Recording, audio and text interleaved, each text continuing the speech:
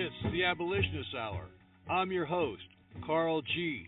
Call in at 646-716-8652.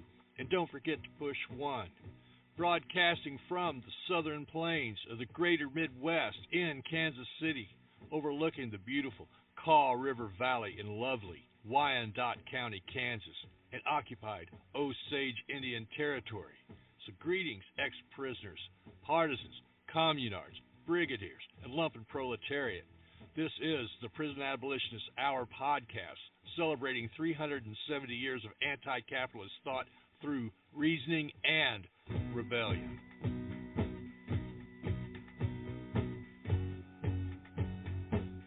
We're back. February 19th, 2022. 32 degrees in Kansas City. We've had some of the snow and the frost melting off the roofs today. We're all glad to see late winter has approached. I'm Carl G. with my sidekick Mike.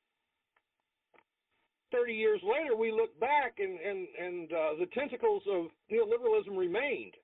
And we're still fighting that fight today. And that's the main enemy of the working class. We can't necessarily say the capital class anymore. We have to look more at it like the neoliberal transnational mafia. I think that's what Noam Chomsky described as international finance as a mafia system. And so that's what we're up against. We have a free trade zone in Kansas City. Not much different than what Noriega had in Panama. There's no shortage of neoliberalism when it comes to what I'm seeing in the news media, the mainstream news media, at least, when it comes to Ukraine. My God, I mean, it's everywhere. I mean, the people, God, it's almost like someone flipped a switch and said, let's start war hysteria with Ukraine. I mean, it's sort of crazy, man. I don't know. What do you got lined up tonight? What are we doing on the show, Carl? Well, I think we should start out with 244 with Black Autonomy Federation, and they're talking about a crisis in capitalism. And so we're going to let Lorenzo, Komboa, Ervin explain a little bit of what neoliberalism is doing to tear up our communities. Okay, here we go. This is Black Autonomy. Hello. Welcome to episode 5 of the Black Autonomy podcast. My name is Jonina Ervin. In this episode, Lorenzo Ervin, my co-host, and I will discuss the topic Crisis Capitalism and Building a Survival Economy. Last year, 2020, as COVID-19 was raging across the country, killing hundreds of thousands and making many people very sick, this was nevertheless a record year for profits made by America's biggest corporations. These corporations made billions of dollars. Meanwhile, the majority of people who work for these companies receive almost none of these profits made by the corporations from the misery of working people. So we're going to be talking about how capitalism can thrive and what we need to do to begin to build a survival economy. And as we begin the discussion, we want to make it clear to our listeners that Lorenzo and I are not economists. We are not looking at this subject from the standpoint of economists. We are not academics. We are discussing these issues as community organizers, community activists, what we've seen from our experiences over the years. So, to get us started about this whole issue of crisis capitalism. Capitalism as a system is always in crisis. According to most economists, there's been a series of one form of business collapse or financial crisis since capitalism was established 500 years ago, including the 1929 Great Depression, which lasted for over a decade. Capitalism by itself causes massive human misery due to its system of exploitation and oppression. Now, a new wave of disaster capitalists come along to profit from the latest disaster, whether it's a natural catastrophe, economic collapse, government failure, or other major problems. The author, Naomi Klein, described this in her 2008 book, The Shock Doctrine, The Rise of Disaster Capitalism. This was followed and extended further with journalist Anthony Lowenstein's book, Disaster Capitalism, Making a Killing Out of a Catastrophe. They point out how corporations are taking over prisons, waging wars for the military, taking over power companies, and maybe one day even running the entire federal government. Many times these corporations create the problems themselves when they are allowed to take over public utilities, as one example. In Texas, corrupt politicians and capitalist profiteers took over the entire state energy grid a few years ago in order to avoid federal energy regulations, and they withdrew from the national energy grid. They also deregulated the energy grid in order to rake in excess profits, which allows for unrestricted pricing. This was seen most notably in February's collapse of the state's energy grid due to winter weather. Prices for electricity in Texas got really nuts over the past several days. At one point, 1 megawatt went from $50 to about $9,000. Now, that doesn't affect you, the retail customer, as long as you're on a fixed rate plan, which most people are. But if you're on one of these variable or indexed plans, your rate and therefore your bill can shoot straight up. In fact, after the collapse of ERCOT, the front group created by Texas officials to manage the energy grid, people who were customers were charged upwards of $17,000 in fees for a 1-month period alone. This ripoff was accompanied by lip service of Texas Governor Greg Abbott and other politicians who called for an investigation of the utility company. ERCOT failed miserably to cope with the problem, and a massive portion of the population suffered with no food, water, or heat. Some people froze to death, including an 11-year-old kid. It was clear that allowing such a system to operate with no regulations for safe operation only led to massive energy bills and hardship. Then, members of ERCOT's board of directors who were responsible for the crisis ran and hid, or like Abbott blamed renewable energies, which only make up 25% of the grid and had not even been told to set up winterization. For consumers in Texas and in other states or cities, this just shows that we need to set up community-controlled utilities and end the rule of investor-controlled utility companies or abolish capitalism outright, which is the better solution.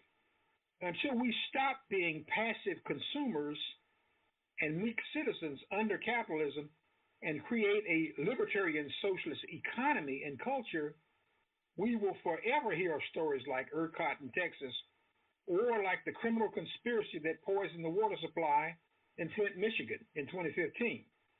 The former governor of that state is now being indicted along with other officials. Working and poor people will have to organize and fight back to put such utilities under the direct control of the people and to avoid tricks to empower politicians or poverty pimps. We need to have a movement that is autonomous of the banks or the city halls. The movement's fight for community economic development must be based strictly on community control of the economy and all social life. Failure to do this is what empowered the government, bankers, and nonprofit corporate front groups like ERCOT to rip off consumers and escape responsibility in Texas. This is a cautionary tale that none of us should forget. Community control of utilities has to place management power in the hands of the people until total power can be achieved by a system of self-governing socialism over the whole of the society. But don't believe any of this will happen just because we want it to. It won't. We will have to organize and fight for it. We will have to create and train groups of revolutionary community organizers, like the Black Panther Party did in the 1960s when it put forth its survival programs.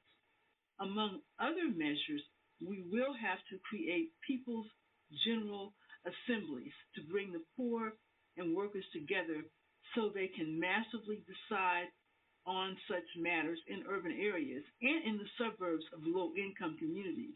Mutual aid programs created during the pandemic can be further developed into a transitional survival economy.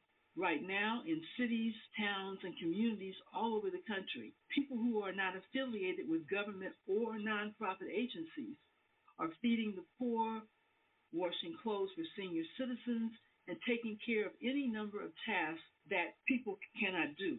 Many mutual aid groups have been spontaneously created, and those doing this work have oftentimes never even met those who benefit from it. And I can say from a personal experience that the mutual aid organization here in Kansas City, where Lorenzo and I are, they do great work. They have certainly been a lot of help to us since the pandemic started, and I know they've been helping lots of other people. Instead of the rich profiting from our misery, we can build local and regional programs to rebuild our communities and force the government to provide unrestricted funds that are under total community control. The capitalist crisis of 2021, and that is what it really is, can only be fully resolved by socialism. But until then, we can begin to build survival programs pending revolution as put forth by the original Black Panther Party.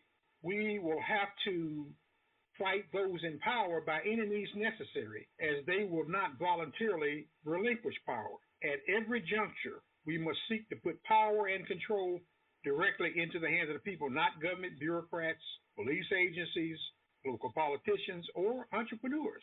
Especially at a time of even more entrenched white supremacist policies and violence, we must create a counterweight, just as we did in the 1960s when the civil rights and black power movements were created.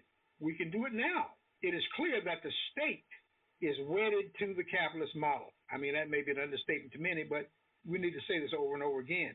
The state is wedded to the capitalist model, and that activists and poor communities need to adopt community control of utility services and other institutions. This community control has to be based on a radical anarchist survival program, not just to fill in for the state's failures to provide adequate programs or services or corporate greed, but to create a radical program to prefigure a survival economy and a new society. It's not socialism that we're talking about. We will not have reached that stage, but it definitely opens the door for socialism to be built. A simple truth is that the government or corporations will not do what is necessary to care for the people. The people must create a new public sector entirely to meet their needs. This can be done by taking over existing institutions or creating something totally new. It cannot be done through the existing electoral system. Radical anarchists are anti-capitalist by nature, with anarchism referred to as libertarian socialism. Socialism without the state or a statist municipal corporation. Let me say right here, because I know people are going to make allusion to this. When we're talking about anarchism, we're not talking about silly kids in the streets throwing rocks. We're not talking about somebody just wearing long hair and that makes you a revolutionary. We are talking about community-based organizers and fighting for life and death issues for the masses of people. People have got to stand up for themselves. We've got to train people to stand up. Total socialism would mean the dismantling of the capitalist system itself. Now, some people say this is pie in the sky. It can be created by social revolution or by a series of transitional stages. We do not know precisely how it will be imposed. We just know it will not be given to us or arise on its own. We will have to fight and defeat the rich and their institutions while in the process of creating a new society, including a new economy for people's needs rather than for profit. So one thing I wanted to ask you a little bit more about, Lorenzo, and obviously this is a topic that requires more detailed discussion, but as we begin to talk about people assuming control and management of utility companies, and one of the things that I believe you're talking about was the necessity to create people's assemblies in different communities or cities, I guess, across the country. So give us a sense of how this would look if I want to take over, not just me, but people here want to take over the local gas company. What would be maybe a first step we would need to do with these people's assemblies to begin to take management of the local gas company? Well, people are organizing right now. I mean, we're not saying that isn't happening. A mass line would allow us to understand is that we need to be able to put a certain level of power in the hands of the people in opposition to the existing government. We're not trying to hold some meeting and then invite the mayor to come unless we're going to pillory him while he's there. But the whole idea of General Assemblies is to politically educate them, bring them into an understanding of what can be done, why it should be done, and how it can be done. You know what I'm saying? Putting it in simple terms. But the whole idea of an autonomous project or autonomous program is that we are taking the action not for the good of downtown power structure, just like the downtown power structure doesn't take action with a posture that they're doing it, but they don't take action in behalf of the people. So we have to look at it in terms of the General Assembly. It's a form of dual power. We talked about that, and it puts us in position to stand toe-to-toe with the rich and their flunkies. This is Black Autonomy. All right, we're back. There you go. It's almost half past the hour already. So what we're going to do now is we're going to go back and maybe talk a little bit about the Marxist movement of 1850 in Quindaro, Kansas. He named it after his wife, whose name was Say Quindaro. That's where the name comes from. And Quindaro interprets bundle of sticks, our union and strength, and the Delaware means daughter of the sun. Both are pretty names, but if you have one stick or twig that's not very strong, you put them in a bundle, they're hard to break. Quindaro was founded on the concept of helping blacks escape from slavery. So it was a free port town. It was actually settled by a diverse set of people. So not only were Native Americans involved, there was also white developers.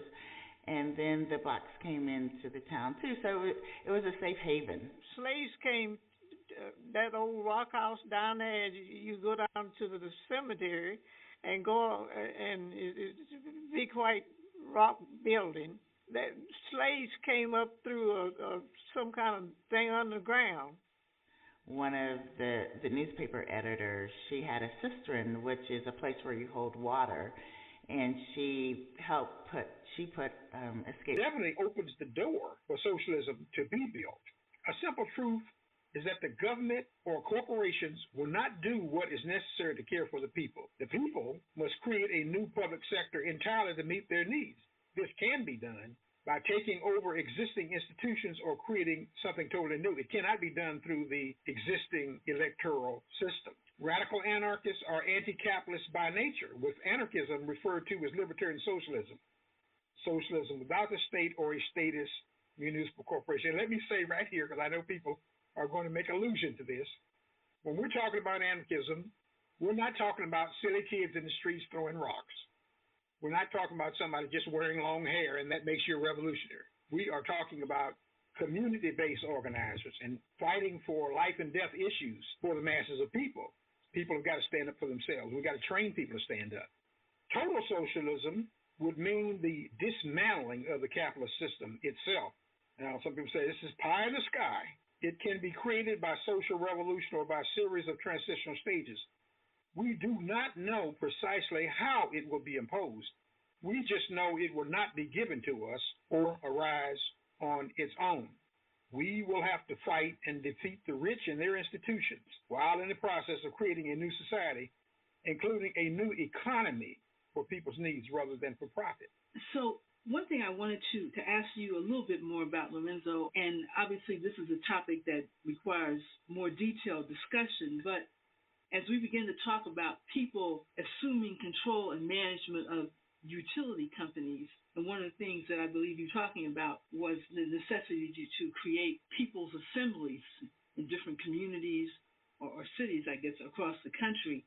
So give us a sense of how this would look if I want to take over, not just me, but people here want to take over the local gas company. What would be maybe a first step we would need to do with these people's assemblies to begin to take management of the local gas company? Well, people are organizing right now. I mean, we're not saying that isn't happening. A mass line would allow us to understand is that we need to be able to put a certain level of power in the hands of the people in opposition to the existing government. We're not trying to hold some meeting and then invite the mayor to come unless we're going to pillory him while he's there. But the whole idea of General Assemblies is to politically educate them, bring them into an understanding of what can be done, why it should be done, and how it can be done. You know what I'm saying? Putting it in simple terms.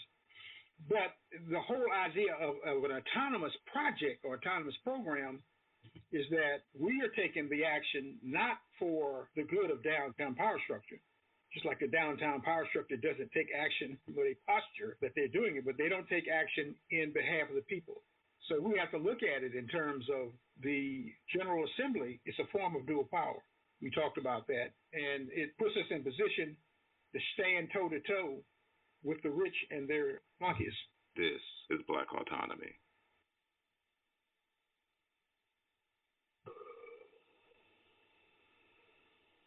All right, we're back. There you go. Yep. It's almost 1:30 already. So what we're going to do now is we're going to go back and maybe talk a little bit about the Marxist movement of 1850 in Quindaro, Kansas. Mike, that's clip 243. He named it after his wife, whose name was Say Quindaro. That's where the name comes from. And Quindaro interprets bundle of sticks, our union and strength, and the Delaware means daughter of the sun. Both are pretty names, but if you have one stick or twig that's not very strong, you put them in a bundle, they're hard to break. Quindaro was founded on the concept of helping blacks escape from slavery. So it was a free port town. It was actually settled by a diverse set of people. So not only were Native Americans involved, there was also white developers, and then the blacks came into the town too. So it was a safe haven. Slaves came. That old rock house down there, you go down to the cemetery and go, and it's a big white rock building. That slaves came up through some kind of thing underground.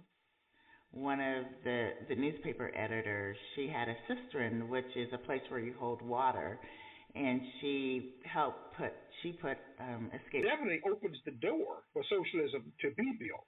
A simple truth is that the government or corporations will not do what is necessary to care for the people. The people must create a new public sector entirely to meet their needs. This can be done by taking over existing institutions or creating something totally new. It cannot be done through the existing electoral system. Radical anarchists are anti-capitalist by nature, with anarchism referred to as libertarian socialism. Socialism without the state or a statist municipal corporation. And let me say right here, because I know people are going to make allusion to this. When we're talking about anarchism, we're not talking about silly kids in the streets throwing rocks. We're not talking about somebody just wearing long hair and that makes you a revolutionary. We are talking about community-based organizers and fighting for life and death issues for the masses of people. People have got to stand up for themselves. We've got to train people to stand up. Total socialism would mean the dismantling of the capitalist system itself. Now, some people say this is pie in the sky. It can be created by social revolution or by a series of transitional stages. We do not know precisely how it will be imposed. We just know it will not be given to us or arise on its own. We will have to fight and defeat the rich and their institutions while in the process of creating a new society, including a new economy for people's needs rather than for profit.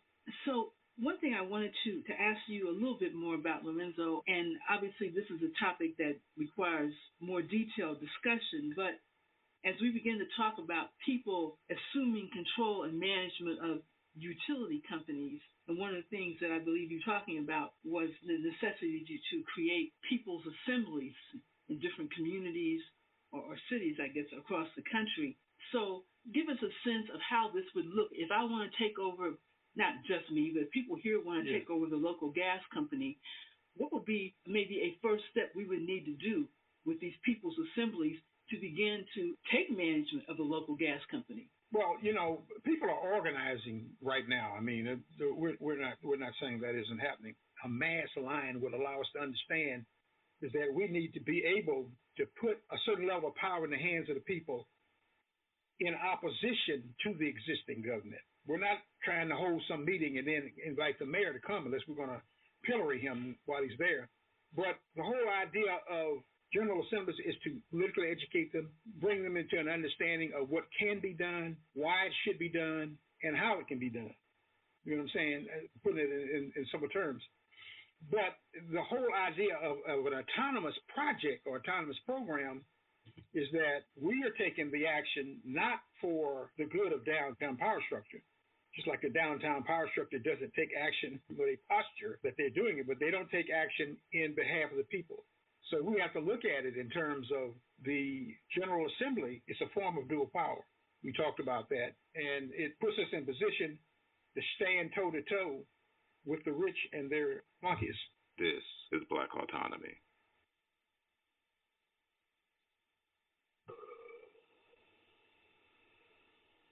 All right, we're back. There you go. Yep. It's almost 1:30 already. So what we're going to do now is we're going to go back and maybe talk a little bit about the Marxist movement of 1850 in Quindaro, Kansas. Mike, that's clip 243. He named it after his wife, whose name was Say Quindaro. That's where the name comes from. And Quindaro interprets bundle of sticks, our union and strength, and the Delaware means daughter of the sun. Both are pretty names, but if you have one stick or twig that's not very strong, you put them in a bundle, they're hard to break. Quindaro was founded on the concept of helping blacks escape from slavery. So it was a free... Definitely opens the door for socialism to be built. A simple truth is that the government or corporations will not do what is necessary to care for the people. The people must create a new public sector entirely to meet their needs. This can be done by taking over existing institutions or creating something totally new. It cannot be done through the existing electoral system. Radical anarchists are anti-capitalist by nature, with anarchism referred to as libertarian socialism. Socialism without the state or a statist municipal corporation. And let me say right here, because I know people are going to make allusion to this, when we're talking about anarchism, we're not talking about silly kids in the streets throwing rocks. We're not talking about somebody just wearing long hair and that makes you a revolutionary. We are talking about community-based organizers and fighting for life and death issues for the masses of people. People have got to stand up for themselves. We've got to train people to stand up. Total socialism would mean the dismantling of the capitalist system itself. Now, some people say this is pie in the sky. It can be created by social revolution or by a series of transitional stages. We do not know precisely how it will be imposed. We just know it will not be given to us or arise on its own. We will have to fight and defeat the rich and their institutions while in the process of creating a new society, including a new economy for people's needs rather than for profit. So one thing I wanted to ask you a little bit more about, Lorenzo, and obviously this is a topic that requires more detailed discussion, but as we begin to talk about people assuming control and management of utility companies, and one of the things that I believe you're talking about was the necessity to create people's assemblies in different communities or cities, I guess, across the country. So give us a sense of how this would look if I want to take over, not just me, but people here want to take over the local gas company. What would be maybe a first step we would need to do with these people's assemblies to begin to take management of the local gas company? Well, you know, people are organizing right now. I mean, we're not saying that isn't happening. A mass line would allow us to understand is that we need to be able to put a certain level of power in the hands of the people in opposition to the existing government. We're not trying to hold some meeting and then invite the mayor to come unless we're going to pillory him while he's there. But the whole idea of General Assemblies is to politically educate them, bring them into an understanding of what can be done, why it should be done, and how it can be done. You know what I'm saying? Putting it in simple terms. But the whole idea of an autonomous project or autonomous program is that we are taking the action not for the good of downtown power structure, just like the downtown power structure doesn't take action with a posture that they're doing it, but they don't take action in behalf of the people. So we have to look at it in terms of the General Assembly. It's a form of dual power. We talked about that. And it puts us in position to stand toe-to-toe with the rich and their monkeys. This is Black Autonomy.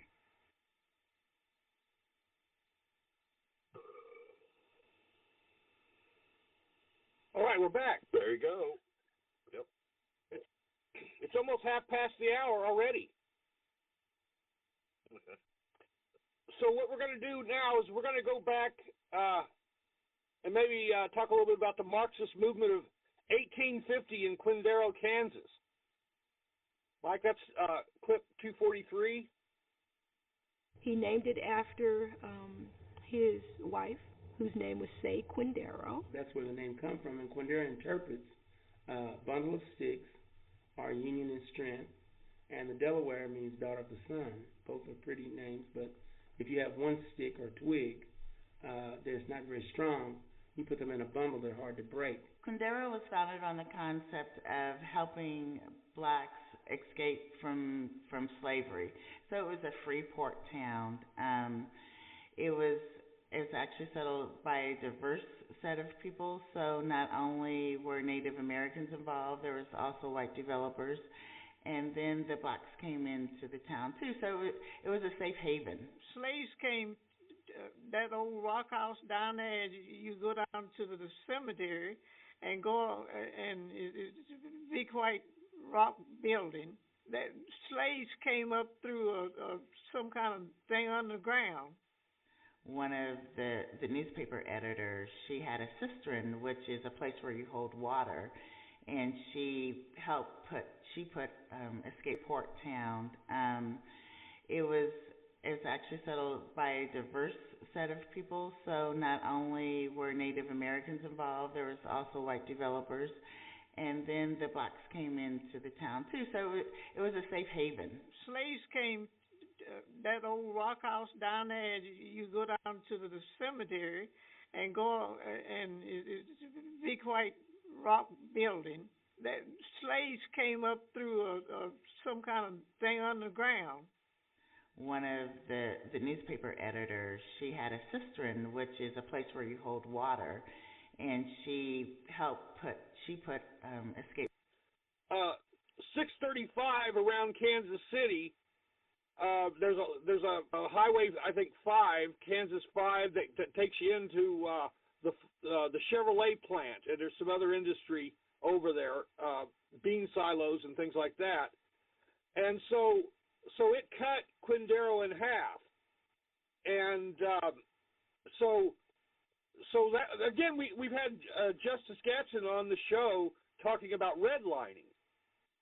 And so Quindaro was in fact redlined, but at the time an amazing thing happened in 1850, where you had newspapers, several, maybe a couple news editors and a couple lawyers, and so you had a town of 800 people literally spring up overnight, and this compares to the Paris Commune of 1871.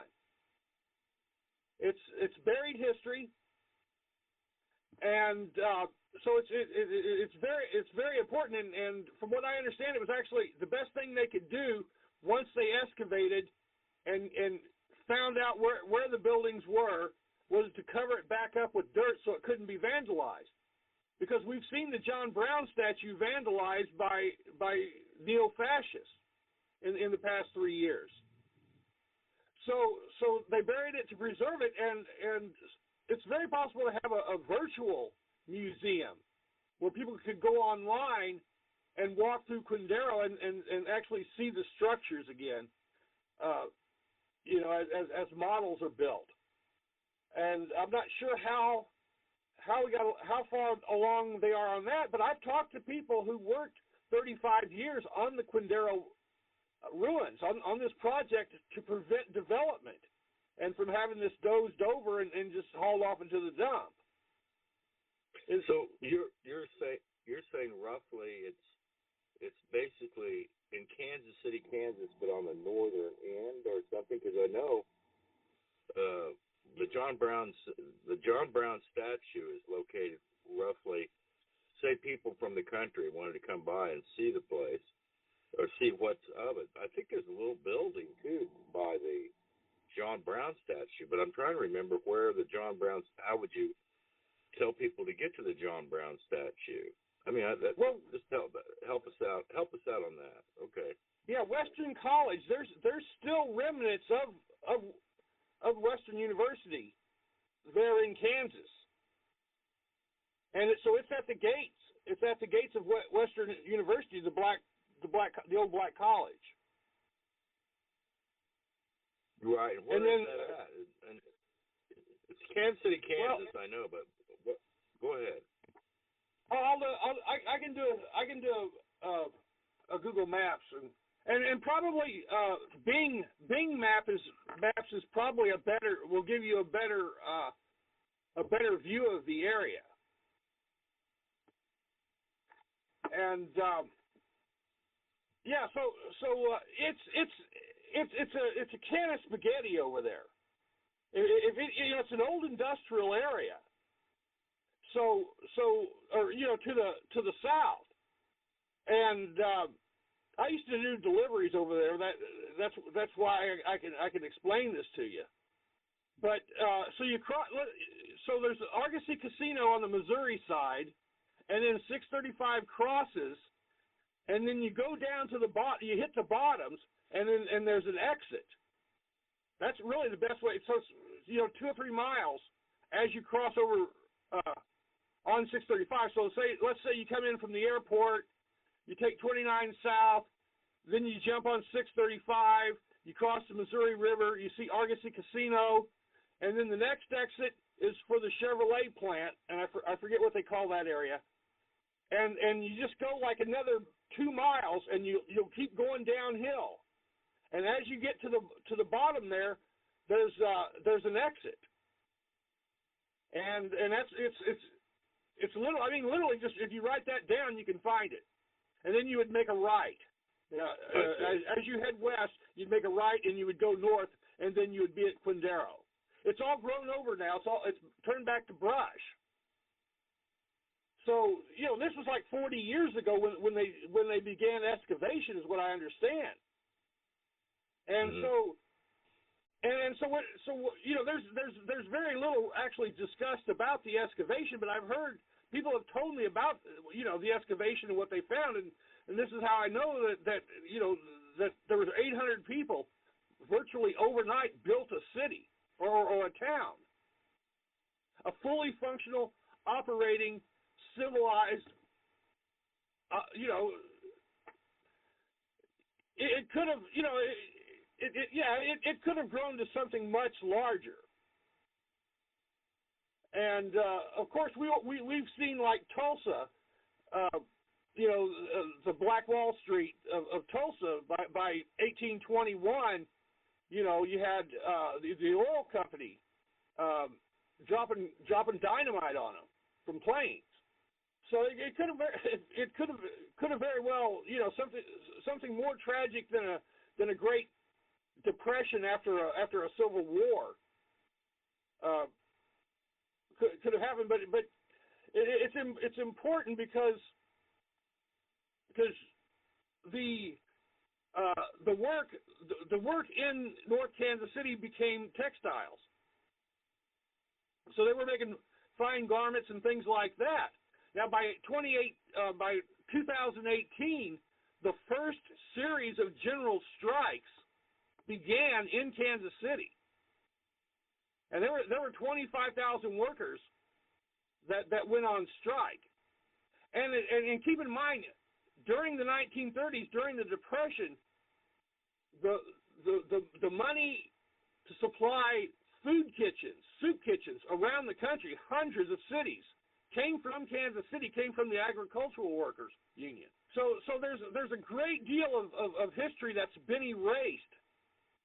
70 years, essentially buried with Quindaro ruins. Yeah, the general area, down there in 635 and down in on the north side of Kansas City, Kansas.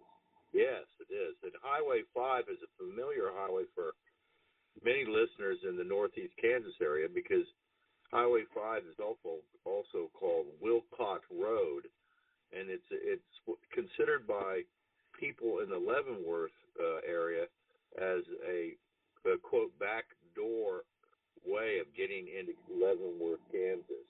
And you could travel Highway 5, and it winds.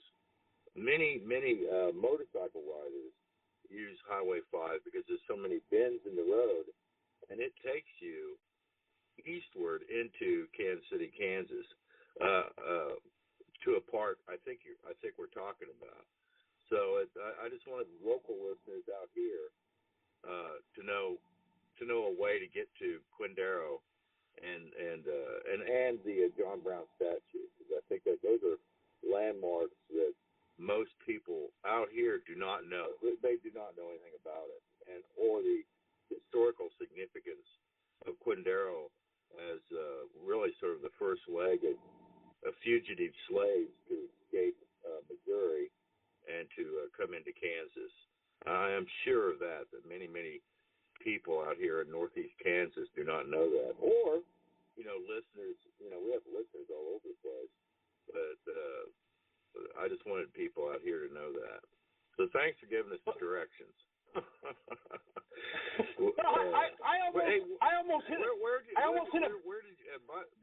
Excuse me. By the way, one last thing.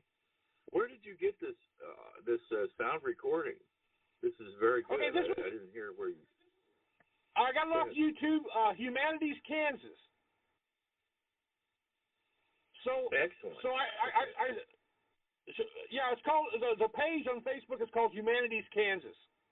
At the end, you actually had an archaeologist from the KU, speaking at one point. But I don't think you could pick a better bunch of people to interview, because I went through several.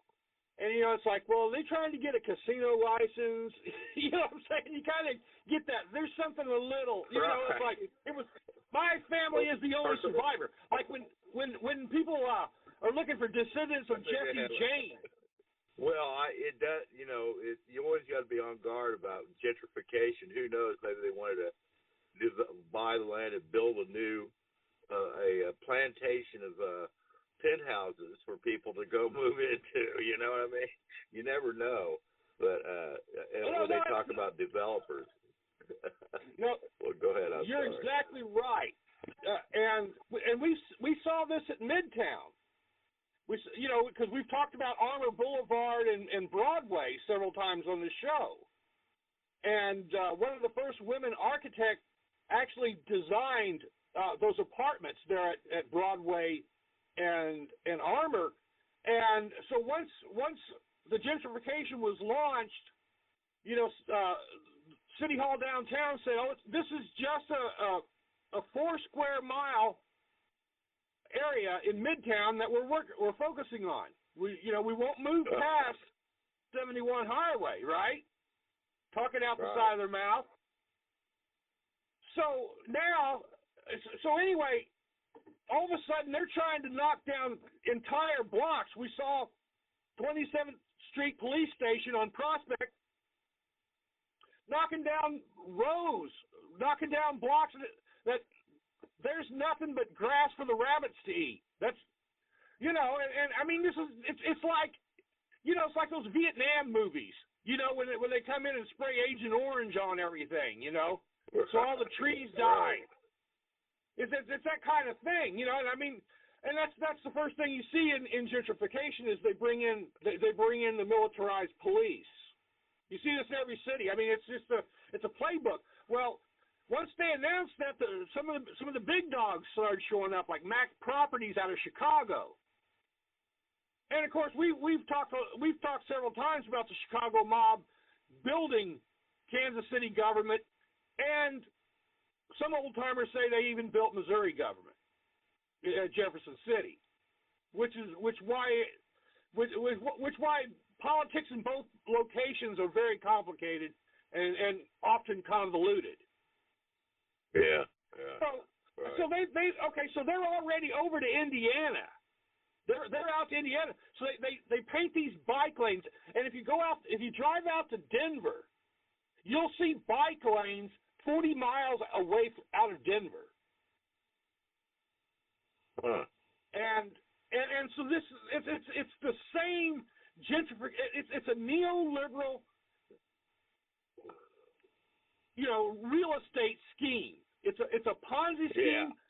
If nothing else, I mean, you're getting rich folks from Europe buying high-rise condominiums downtown, and they visit one weekend a year. Right. Just to make sure there's no water damage. And so, when you're sitting on, I mean, there's like Noam Chomsky said in that last week, these folks, we got rich folks sitting on $130 trillion. Yeah. And I'm taking 20 pounds of dry beans down to Food Not Bombs tomorrow. Right. Well, and people, I think, I hate to say it, but we have listeners in Lawrence, Kansas, too. And that's not really northeast Kansas, but it's, generally. In Lawrence, they've gentrified the place even crazier because there they have a crop of students coming in, and there's nothing more profitable than students when it comes to landlords and rentals. And I noticed they built one of the biggest eyesores for me personally. Speaking as a longtime bum in Lawrence, Kansas, a student bum, there was a bar at the end of Memorial Drive, right on the campus. You drive you drive through campus, and you go to what used to be. You didn't drive; you could walk. It's literally that close on Memorial Drive, and that was a bar, a complex. It was a bar. There was restaurants, a used clothing store, and it was called The Crossing. And that area, it was like a little community inside at the end of the campus, and that was the place to go. I mean, that's where you went after classes, or that's where you went after demonstrations, or that's where you went to go meet up before the demonstrations and stuff. And it's now a multi-story, I think it's like 13 or 16-story high skyscraper. I would call it a skyscraper.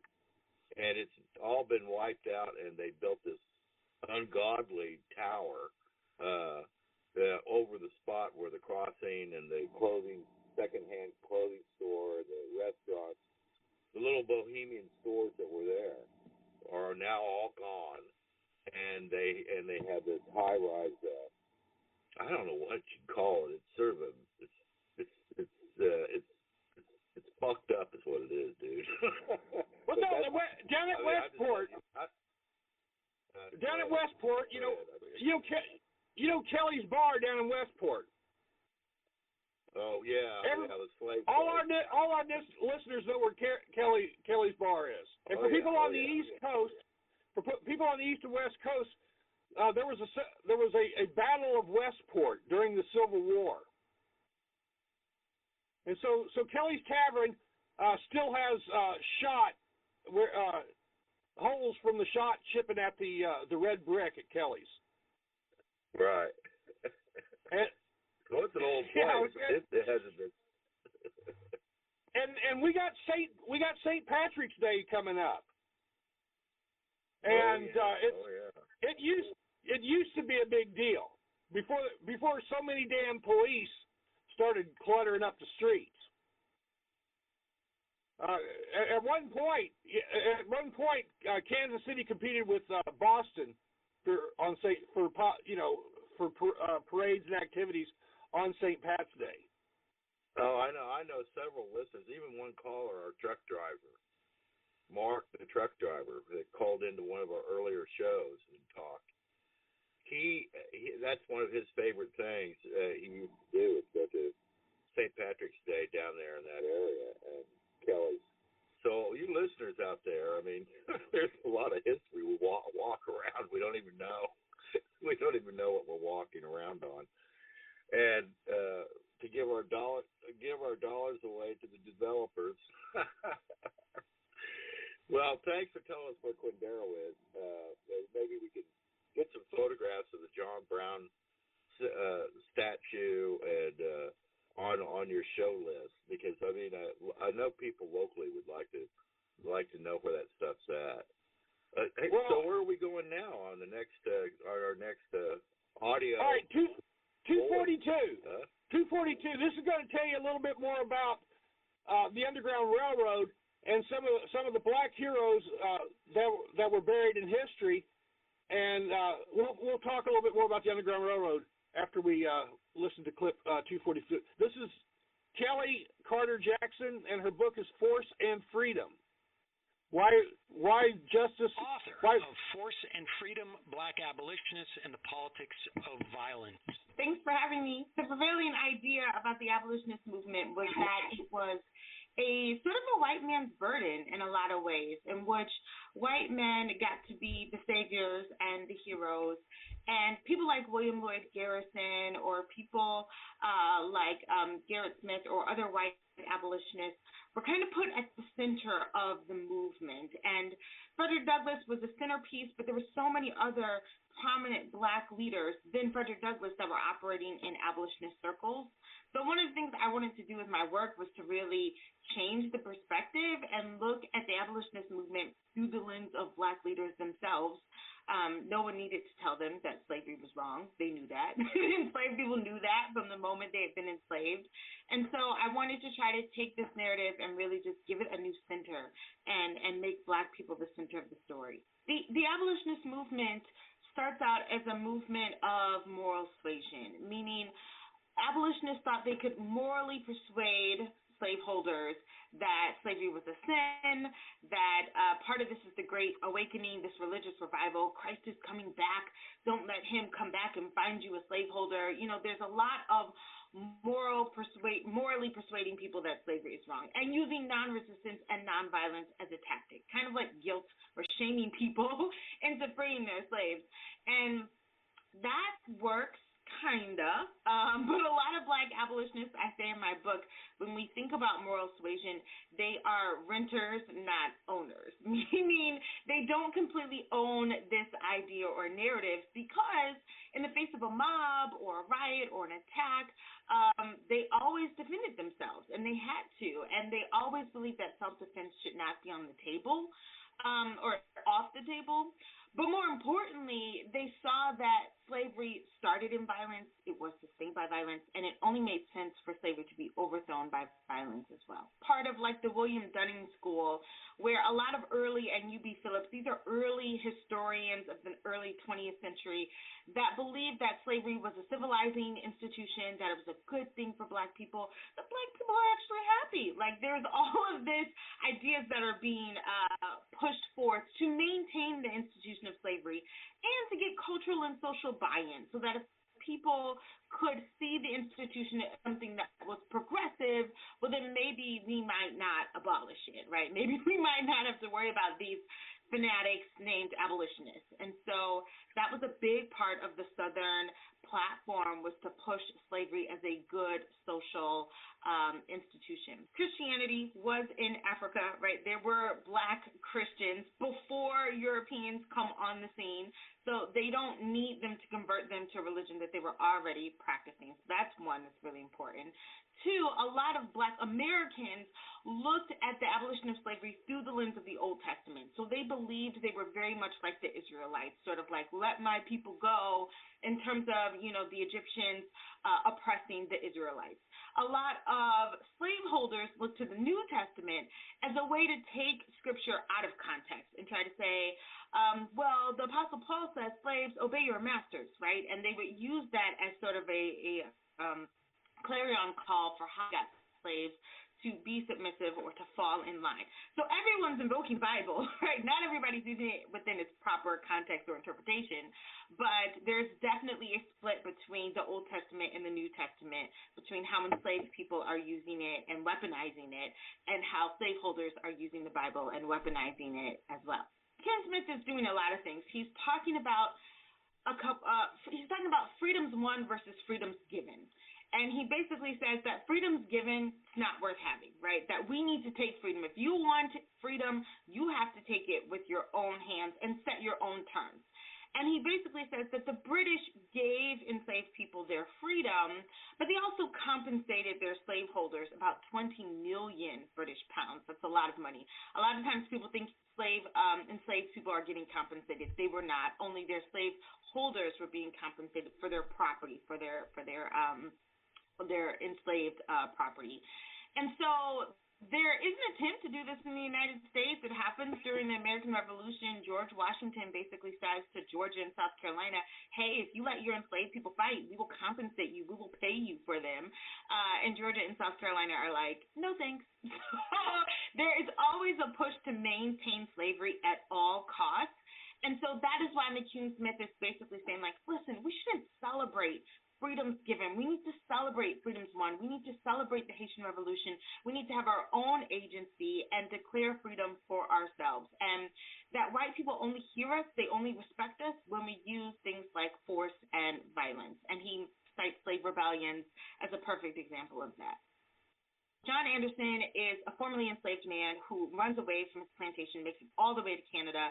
But while he is running away, there's a man that is following him. And he basically warns the man, hey, stop following me. Hey, stop following me.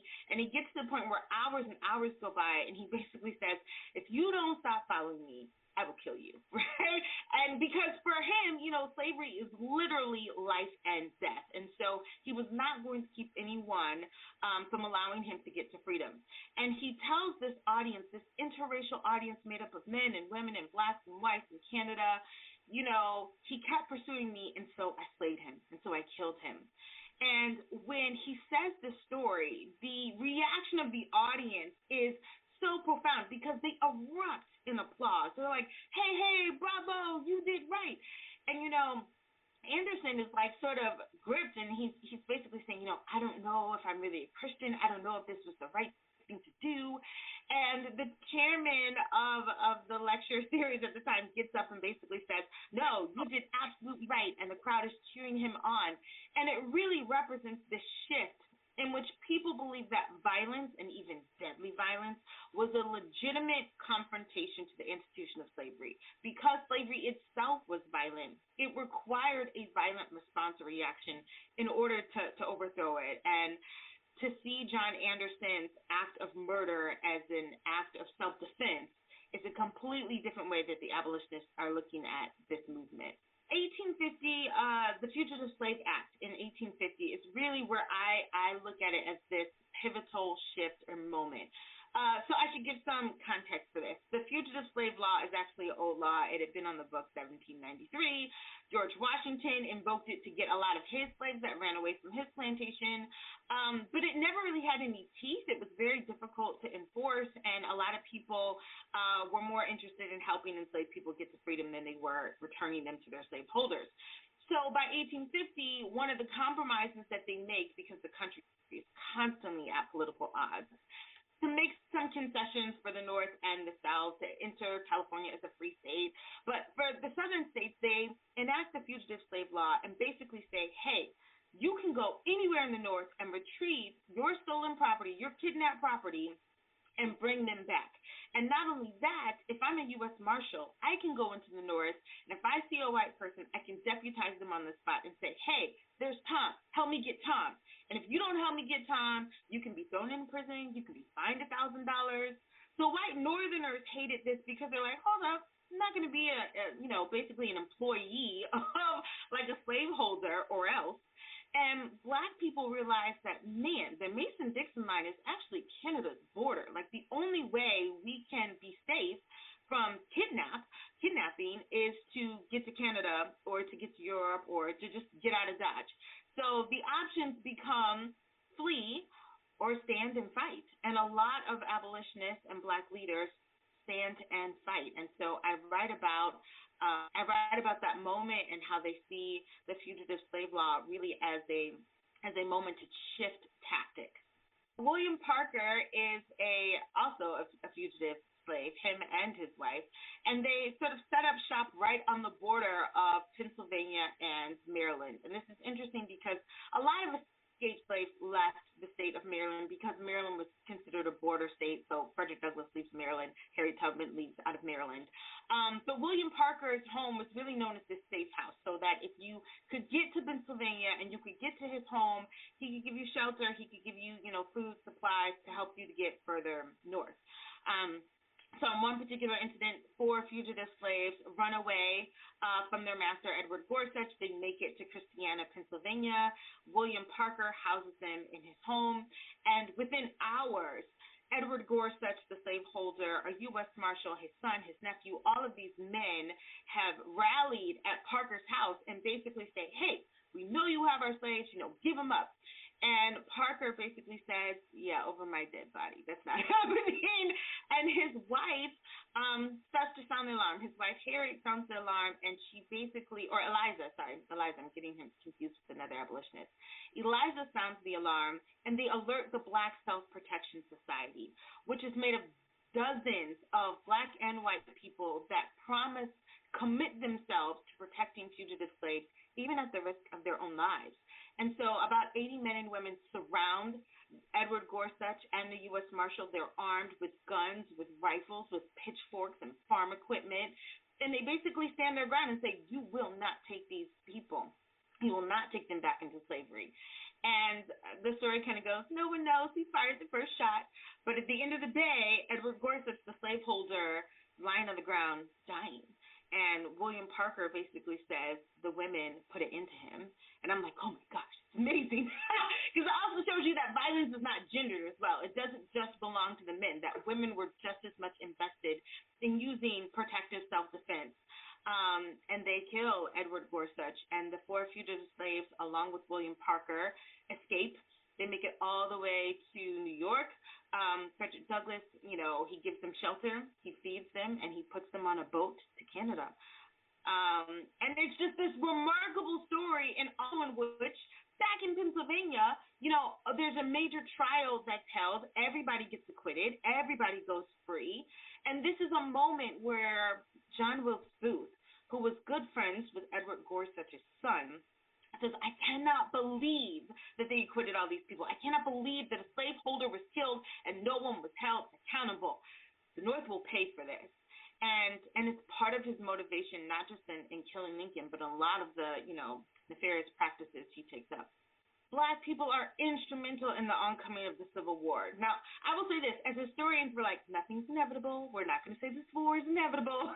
But at the same time, there are major forces at play that are accelerating what later becomes the Civil War. And Black people are at the helm of that. So nothing is more political than the fugitive slaves, than someone like Anthony Burns, who gets captured in Boston and sent back to the South. Nothing is more political than Harriet Tubman, who has a high bounty on her head, who is, making these trips back and forth. Or someone like Frederick Douglass, who's making these speeches that are in essence verbal violence, right? It's the way that people can be threatening to the institution of slavery. And then, you have people like Charles Sumner, a radical Republican, who's making incendiary speeches and paying for it almost with his life. He gets caned in a Senate chamber in 1854. So it's in a lot of ways, these fighting words become real acts of violence. And I think John Brown's raid on Harper's Ferry, that failed attempt, I'm going to call it like a successful failure, because even though it fails in the raid, it succeeds in causing the Civil War and causing the South to want to take up arms and compelling the North to do something about the institution of slavery. I try to categorize how we should understand like protective violence and political violence, because it can mean a lot of different things. In some ways, it means running away. You are literally committing an act of theft. You are stealing your personhood away from the plantation and your labor and your value, because enslaved people were literally like cash that could be traded in as like cash for loans and what have you. So running away, stealing yourself away. There's also what I call like protective violence, which is these vigilante vigilance societies which came together and protected one another, these Black self-protection societies. Sometimes they would make these like quasi-military groups made up of Black men that would protect free Black communities or certainly fugitive slaves. There are the speeches. There's like a violent rhetoric that's also circulating as well that becomes, what I call fighting words, Douglas and Charles Ramond, in which they are getting the crowd riled up and ready to commit, some sort of act against the institution of slavery. But then there's also the physical violence, right? It's people like John Anderson that literally kill, their pursuers. And there are other people like Harriet Tubman that keep pistols and rifles on them at all times to be ready when slaveholders or slave catchers come. So everyone is engaged in a myriad of ways of pushing back against the institution of slavery, but not just pushing back for the sake of trying to abolish it, but also pushing back as a way to protect their own Black humanity. I think that in America we have a tendency to romanticize violence. We think about Patrick Henry and give me liberty or give me death, and we have all these like patriotic ideals about how violence gets employed, like the Boston Tea Party and so forth and so on. But when that same sort of revolutionary violence plays out among Black people, it's a completely different ball game. So the Haitian Revolution is not really doing anything different than the American patriots, right? They're saying, give me liberty or give me death too, right? They are using violence as a real galvanizing weapon to overthrow their slaveholders or their oppressing powers that be.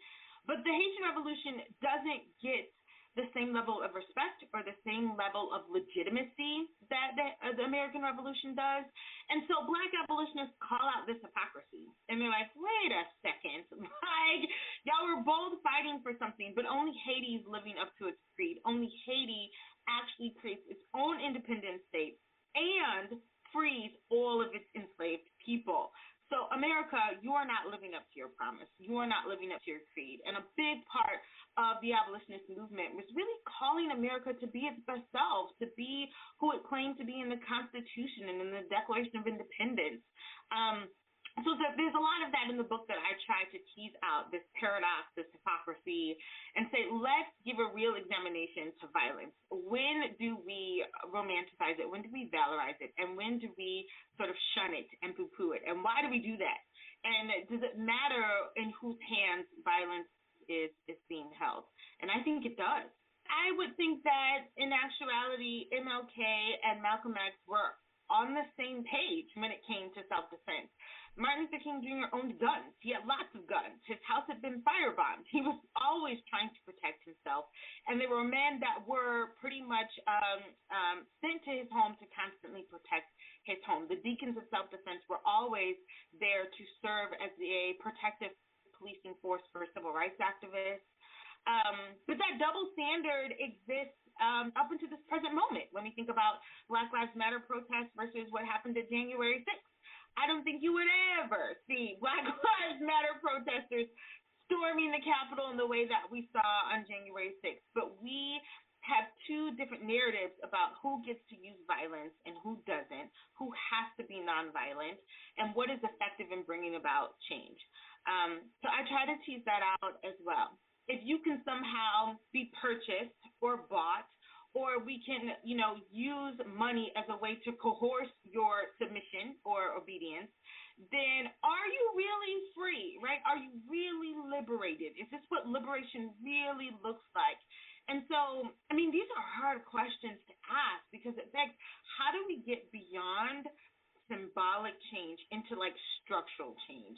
And again, when I take it up to the present, I think there's so much resonance here, right? Because there's a lot of the giving of symbolic tropes, the giving away of the Confederate flag or other sort of symbolic things, taking Aunt Jemima off the box or, all of this. Sure, we'll give you that. Lawmakers taking a knee in a community. That's the only thing that it's sort of just hovering in front of my face right now. But it's just, it doesn't have the same kind of value or cachet as the demands the protesters were actually demanding that we end systemic racism, that that we end mass incarceration and police brutality, that we have real hard looks at ourselves and realize what it is that we have to be willing to forfeit.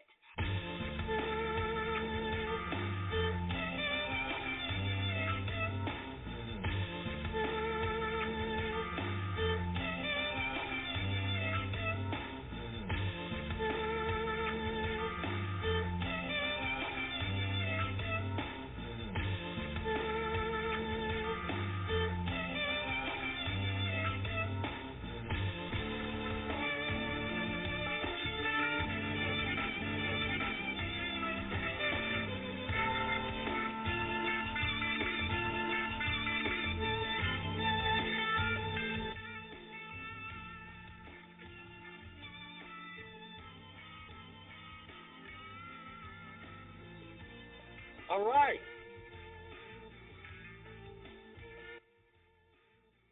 All right, a little mashup there, a little Stravinsky for you. All right. Thank you very much, Kelly Carter Jackson. Boy, did she have some coffee or what? She did a pretty good job. Yeah, that was a great story, great narrative, and so that was Radical History. That sounded like that was from that sounded like Sam Cedar's voice. Was Sam Cedar? Was that? Where was that? Oh yeah. Thanks to Sam Cedar. Yeah. So he's doing a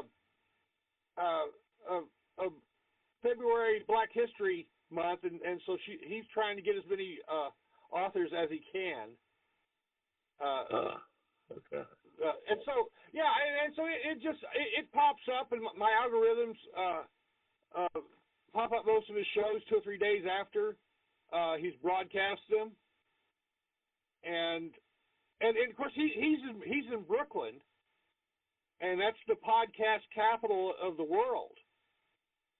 Yeah, I guess so. And I think Blog Talk Radio is actually out of Brooklyn. Is that right? Well, the Bronx. That's the joke. Oh, that's from awesome. The Bronx. I don't well, know. Yeah, there's that. I don't know how different that is from Brooklyn, but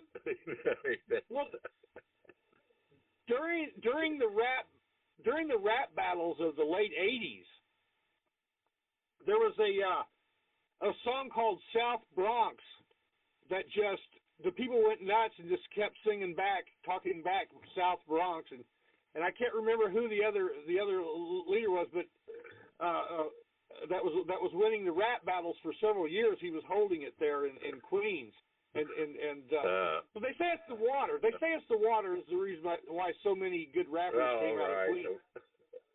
Of course. So hey,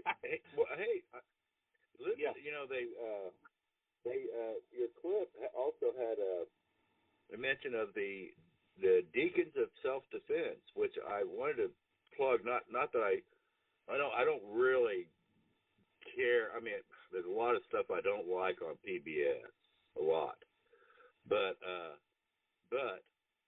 let's stick with, they have this new Frontline documentary out this week, and it's available online. You can watch it, called American Reckoning.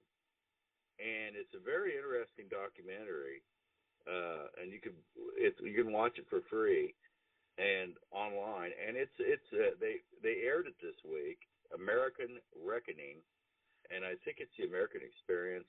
I'm not sure what series it's from, but they talk about the Deacons of Self-Defense. They literally interview the few living ones and use archival footage from the time.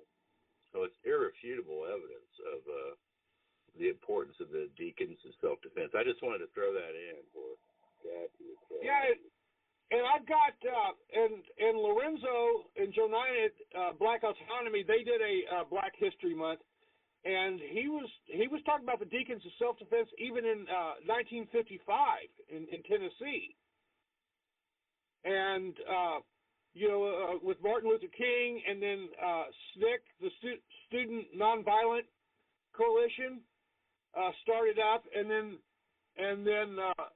there was kind of a transformation between SNCC and the Black Panther Party by 1960, between 65 and 67, and so I'll try to get that on. But yeah, this I've been hearing deacons of self-defense popping up several times lately, and so yeah, we should take a little bit closer look into the history of them, and I'll try to do it, or someone can call in and talk about it.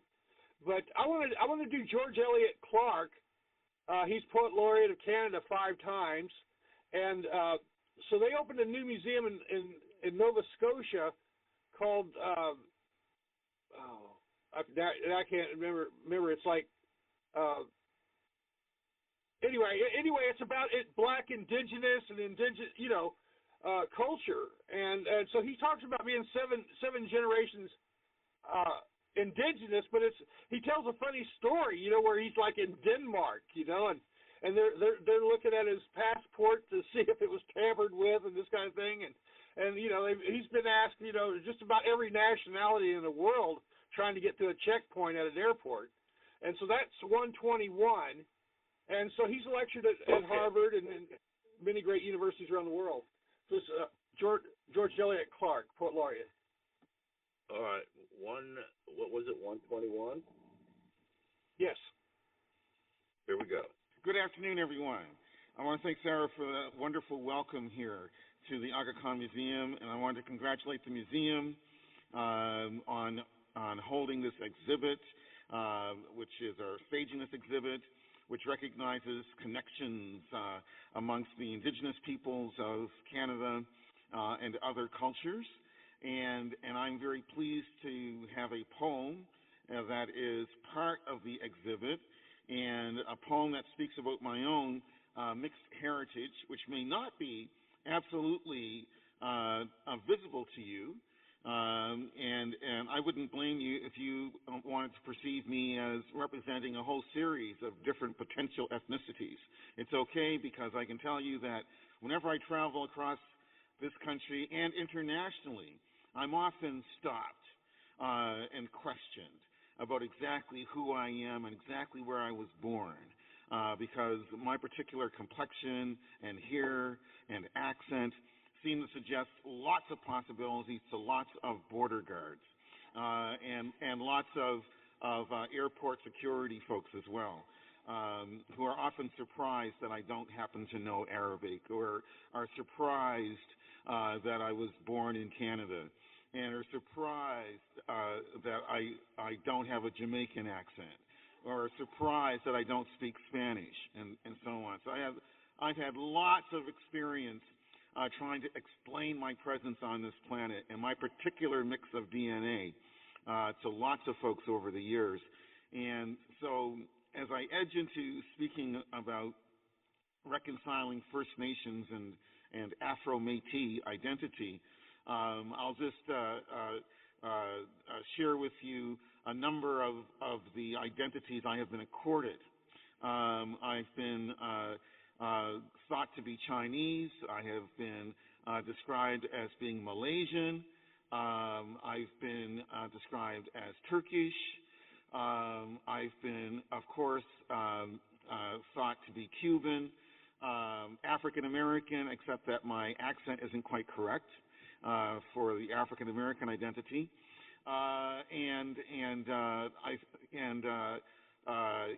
So there's been a whole range of these identities I've been given. What I'm almost never identified as being is First Nations. I'm almost never identified as being thought of as being part Native or as Métis. And in fact, the first time in my life that I was ever told that I was, in fact, Native or had some Native characteristics or was part Indigenous and so forth was when I was 39 years old, way back in 1999. A Native woman, a Métis woman in British Columbia, took one look at me and said, "You are part Native." I was so floored. I was so amazed. And she gave me a package of sweetgrass, and it sent shivers down my spine, and sent shivers down my spine today to be recognized as having a partial Indigenous identity. So I want to talk about that a little bit more, and then maybe in the question period, I can share some of my scariest border crossing anecdotes with you, and so on. But maybe I'll do that right away, just to get it out of the way, and give you something to smile at, or perhaps shake your heads at, and so forth. This goes back to 2014, and I was in Scandinavia. I happened to have been in Finland. I was on my way back to the United States, to Boston, where I was at that point teaching at Harvard as a visiting professor. And so I had a flight itinerary that went from Helsinki to Stockholm, and then direct flight from Stockholm to Boston. And when I was changing aircraft in Stockholm, getting ready to leave one flight and board an American Airlines flight to get to Boston, I had to pass through security and the metal detector and so forth. And of course, as someone who travels a lot, I know what to pack and what not to pack. So no alarms were set off, but that didn't matter. Two security guards still approached me and asked for my ID, my passport, which I produced for them. Then they started to basically kind of massage the passport and riffling the pages and tugging at the pages to see if it might come apart. But you know, it's an official Government of Canada passport, so it's not completely tacky. And they continued to fiddle with it just to see if there might be something wrong with it in some way, shape, or form. And then they kept asking me over and over, "You were born in Canada?" "Yes, I was born in Canada. That's what the passport says." "You sure you weren't born someplace else?" My mom did not tell me I was born anywhere else but in Canada, and so on. And so finally, because they were not satisfied with either the passport or my truthful answers to their questions, they asked me if I had any other piece of ID that could establish for sure that I was actually Canadian. But that still, even that was not quite good enough for them, because then they wanted to know if I knew how to make a bomb. They wanted to know if I was carrying a bomb. They wanted to know if I could identify a bomb if I happened to be carrying one.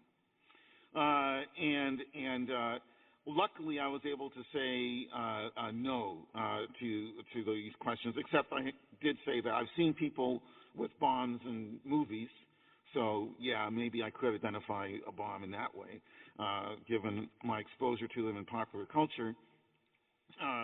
And I completely forgot, luckily for me, I completely forgot that a long time ago, 1975, for my grade 9 science project, I designed an atomic bomb. It's a good thing I didn't remember that at that particular moment. Anyway, they were finally, they had to give up, essentially. They were still kind of unsure about my identity, but they eventually had to give me back my passport and let me proceed.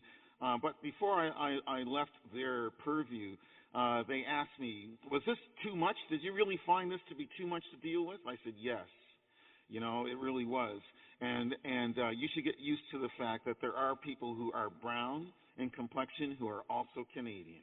I'm not going to be the last one that you ever encounter. So get used to that, folks in Stockholm." Anyway, sorry for that little anecdote, but here we go. Identity. I begin with a poem. Being pure sang métis, my charisma's ambiguous like dark wine that's rosé. And my tongue sports obscene mutterings, cusses, squats and squiggles, ripples and raps, clear and superficial as ink, trenchant as prayer. The carnal, ungodly poet, that's me. Acid-bathed, not sugar-coated, an ecstatic monster, a jabbering chimp. Should I be as colorless but bloody as Whitehall, the White House, Versailles, and La Tour de Belém, and other slave capitals? I lark with crows, make Camelot a hell. I'm rooted in the Sargasso. My smile backstabs. I hurl Bibles at you like stones. In autumn 1978, I was 18, attending a youth multiculturalism conference in Halifax, when I first heard the term indigenous used to refer to the historical black settler population of Nova Scotia, and that's where I'm from. On my mother's side, if we leave out my indigenous connections, I'm seventh generation Canadian, as a result of black Americans who fled to Nova Scotia during the War of 1812. And in fact, my maternal African American ancestors arrived in Nova Scotia in 1813. So I just want to pause to say that for all the many people who ask me every now and then, where are you from? Where are you really from? If they happen to be Canadian, I can probably tell them I've been Canadian longer than they have, and longer than their grandparents were, and so on and so forth. But in any event, this is when I first heard this term, Indigenous. And if memory serves, it was my then mentor, the brilliant actor, gifted poet and playwright, and polemical journalist Walter Borden, who employed the term to distinguish those of us of long residency in Nova Scotia, in Canada, from more recent black arrivals, most from the Caribbean, and a smattering from the United States and from Africa. I probably first began to use the phrase myself, Indigenous Black. For as I was beginning to voyage beyond Nova Scotia as a university student, I began to encounter brother and sister blacks from other parts of the African diaspora who would wonder, like many white folks, just who the hell was I anyway? And what strange black culture did I possess when bagpipes could make me weep, almost as sentimentally as any Motown hurtin' song? In identifying myself as an indigenous black Nova Scotian, I meant no disrespect to the real indigenous people, the Mi'kmaq of Nova Scotia, nor was I out to erase their claim to original presence, to an absolute indigeneity.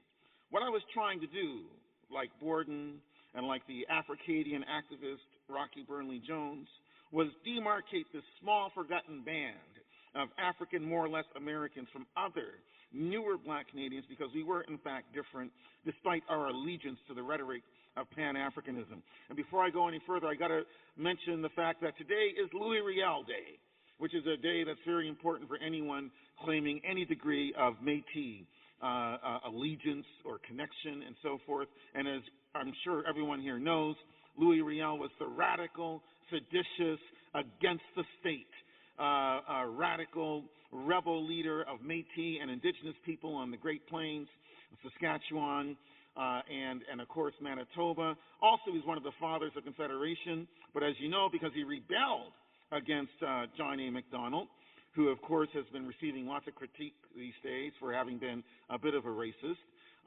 maybe being very much a racist, to be really clear and precise about that. But because he rebelled and committed treason against the federal government, he was eventually hanged, and today is the anniversary of his execution, actually. So I want to represent or mention him. But our difference as black Nova Scotians was, in fact, native. I use that word deliberately with a small n. Unlike the newer black Canadians, we could not look back only one generation to some other native land where we were either the majority or could wield significant power. Nor could we appeal to any foreign embassy to intervene with the governments of Canada and Nova Scotia to address our concerns. We were not only renters in cities, we held land in impossible to farm districts that were practically reserves, from which we filed mornings to work as cheap labor in white homes and in white-controlled cities and towns. You may not know this, but I will share with you this fact. When blacks arrived in Nova Scotia in numbers between 1760 and 1815, our ancestors were settled outside mainly white towns and villages, and of course in a part of Halifax that became known as Africville. In other words, from the very beginning of black settlement in Nova Scotia, we were segregated.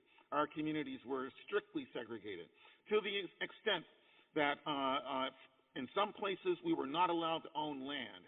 Our ancestors were not allowed to own land in some of the white towns and white villages in Nova Scotia. At the same time, if they happened to work in a town, a white town, they might be expected to leave that town by sundown. That was actually a law in the town of Digby, Nova Scotia, that was on the books until 1967, the centennial year of Canada. If you were black and you lived in and you worked in Digby, you had to be out of town by sundown. This is not the South. This is not Dixie. This is Nova Scotia, Canada. And it's not that long ago. I'm 57. So this is only 50 years ago that law was still on the books in the town of Digby. So Some of these Caucasian settlements, as I was just mentioning, had these sunset laws that said you had to be out of town by sundown. The effect of these provisions to segregated communities, the fact that you couldn't live in the white communities in some cases, the effect of these laws was to render African Nova Scotians, or to use my word, Africadians, a virtual squatter class, dependent on low-wage employment from racialist white bosses to survive on their hard-scrabble lots, about as sustaining nutritionally and economically as cemetery plots. And it's important to understand that this racially motivated economic marginalization was a product of official colonial Nova Scotian policy carried on into post-Confederation Nova Scotia and well into the 20th century, into the 1960s. So Africadians got landed, accorded land, given land, which no matter how barren or stony or swampy, allowed for a sense of community and of home ownership, even if it also meant that kinship ties and emotional ties to the land, plus dependence on nearby white employment, plus a lack of access to effective schooling meant that one wasn't going to probably want to leave or venture very far from the hood. In stark contrast to first-generation West Indian immigrants from the 1950s, especially, Africadians were considerably poor, proverbially illiterate, with few valued skills and little class mobility, except to jump on a train or bus and go to Montreal or Toronto, Hogtown, I should say. Maybe I should say the Six. Maybe I should say the Big Crab Apple, as opposed to the Big Apple. It's the Big Crab Apple, Toronto, Boston, or New York. So, except for relatively isolated Preston, which still has the largest all-black community in Canada. I want you to think about that for a moment. The largest all-black community in Canada, not segregated, but all-black, 5,000 people. That's just 10 miles or so outside the capital city of Halifax. It's still there. They got their own volunteer fire department, black fire department, for crying out loud, and of course their own church and so on, and very strong community ties. And that's a community that goes all the way back to the 18th century, Preston, North Preston, and there's also East Preston, and so on. So except for relatively isolated Preston and its environs, the historical black Nova Scotian community was essentially colored with a capital C, especially in the Annapolis Valley, on the South Shore, in the Northeast, and even in Halifax itself. Our blackness is really Métis. Our black have applied for Canadian citizenry. And Nova Scotians are like, come on, because it's like the Ozarks. I mean, you're going to grow potatoes and onions and dill.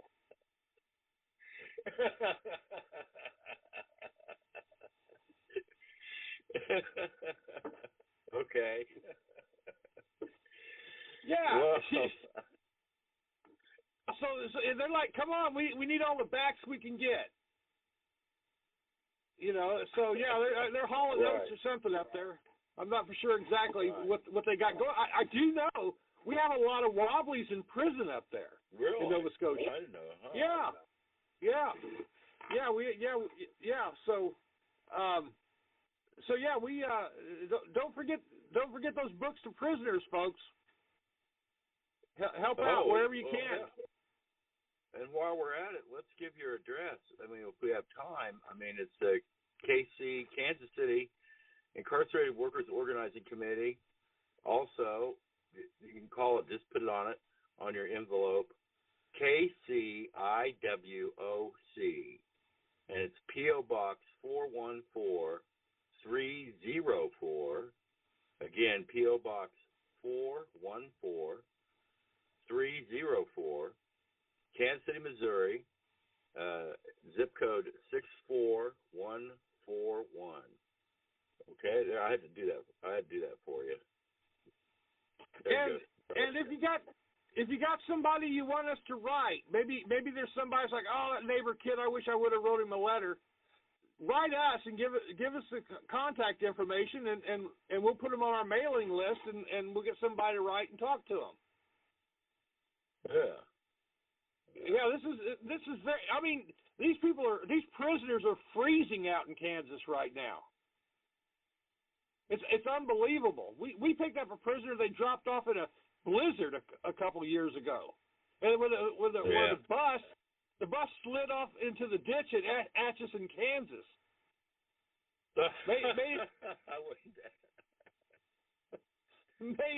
Made it to the bus station in Kansas City, and there was 8 inches of snow on the ground.